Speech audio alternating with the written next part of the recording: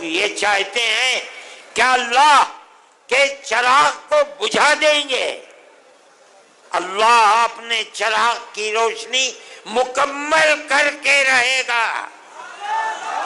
اگرچہ اسلام کے دشمن اسلام کا برا چاہتے ہیں.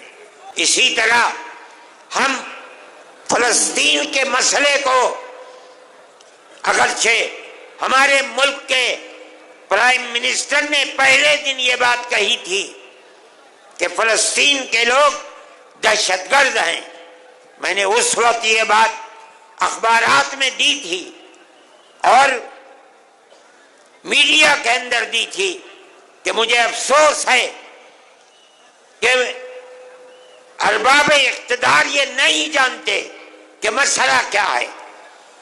مسئلہ تو صرف اتنا ہے کہ اسرائیل کو یورپ اور امریکہ نے خلافت اسلامیہ ترکیہ کو توڑ کر اسرائیل کو جنم دیا.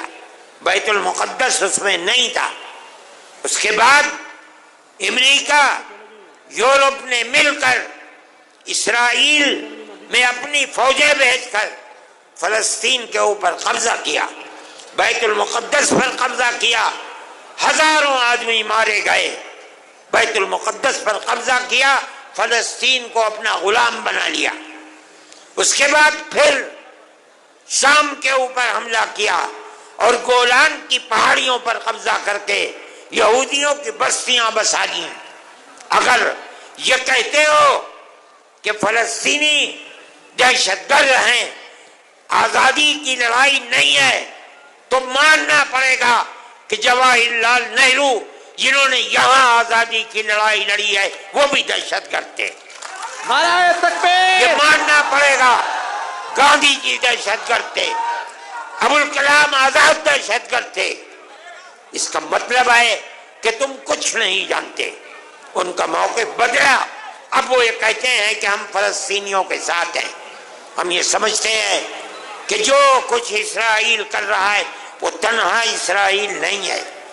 پورے امریکہ کی طاقت، امریکہ کے اسلحے، امریکہ کے بمبار طیارے، سب کچھ اسرائیل کے ساتھ ہیں. اور مسلمان بچوں کو، عورتوں کو، بوڑھوں کو، جوانوں کو مارا جا رہا ہے اور ان کو بھوک کی تپش کے اندر ان کی جان نکالی جا رہی ہے. ہم اس کے مخالف ہیں.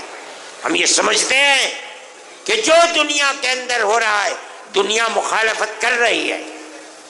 وہ اسرائیل کو ظالم سمجھتی ہے، لیکن اس کے باوجود بھی اسرائیل کا معاملہ تھمنے کو نہیں آ رہا ہے.